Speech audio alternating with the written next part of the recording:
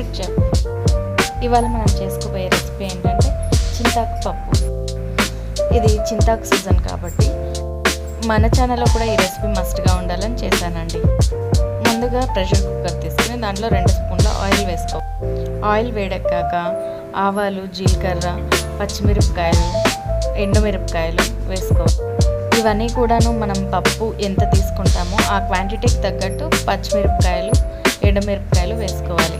ఆ వెంటనే కొద్దిగా కరివేపాకు వేసుకోవాలి. బాగా కలుపుకొని వేయించుకున్న తర్వాత ఒక ఉల్లిపాయని కట్ చేసి పెట్టుకొని వేసుకోవాలి. బాగా కలర్ మారే వరకు వేయించుకోవాలి. తర్వాత కడిగి పెట్టుకున్న కందిపప్పుని వేసుకోవాలి. ఒక టీ గ్లాస్ పప్పు అయితే నలుగురికి బాగా సరిపోతుంది. పప్పును కూడా బాగా కలుపుకుంటూ వేపుకోవాలి. ఓ 5 నిమిషాలు వేపాక చిటికెడు పసుపు కూడా వేసుకోవాలి. పసుపు కూడా ఆయిల్లో బాగా ఫ్రై అవ్వనివ్వాలి. మరో 5 నిమిషాలు బాగా వేపుకున్న తర్వాత పప్పు మునిగేటట్లు వాటర్ యాడ్ చేసుకోవాలి. వాటర్ వేసాక బాగా కలుపుకోవాలి. సైడ్స్లో ఉన్న పప్పు అంతా కూడా బాగా వచ్చేటట్లు కలుపుకోవాలి. ఆ తర్వాత కుక్కర్ మూత పెట్టి విజిల్ పెట్టేసేయాలి. ఓ 4 విజిల్లు రానివ్వాలి. మా వాటర్కి అయితే హార్డ్గా ఉంటుంది కాబట్టి 4 రావాలండి.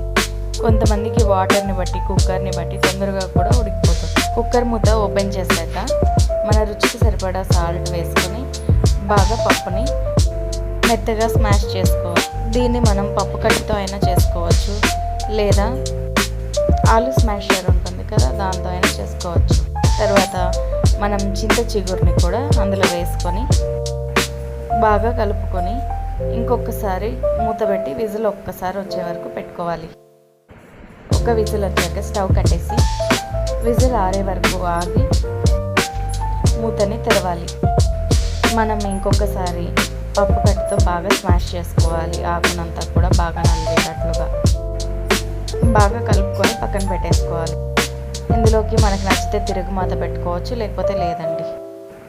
ఆల్రెడీ మనం స్టార్టింగ్లో పెట్టేసుకున్నాం కదా, అదే సరిపోతుంది.